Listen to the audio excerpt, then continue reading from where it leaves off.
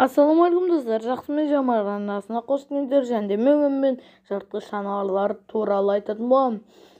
Достар, көбісі біледі, жыртқыш жануарларды асырауға болмайды. Себебі ол өскен кезінде сізді өлтіруі мүмкін.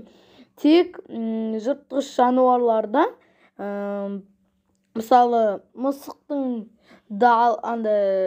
жабайы мысықты асырауға болады. Мен жабайы білмеймін, әйтеуір. Жабайы барыс, жолбарыс, сосын аю, қасқыр, түлкі, оларды жылан асырамаңыз, өскен кезінде сізді өлтіреді. Жылан сізді қайта өлтіретінін айтайын ба?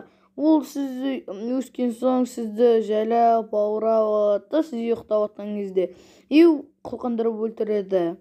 Барысты өздеріңіз білетін шығарсыздар, жолбарыс пен арыстанды. Аюды білетін шығарсыздар. Негізі цирктағы жануарлар сізге тиіспеуі мүмкін, себебі олар қолға үйретілген. Бірақ сіз олармен күніге цирктағыдай ойнап тұруларыңыз керек. Жер бетінде жануарлардың түрі көп, достар. Сіздермен болған жақсы мен жаман арнасы қош аман жақсы болыңыздар. Достар, видеоны шықпағанына кешіріңіздер, көптен бері шықпай кетті. Енді шығар, және де әлі қызықты видеолар бар. Қош аман жақсы болыңыздар.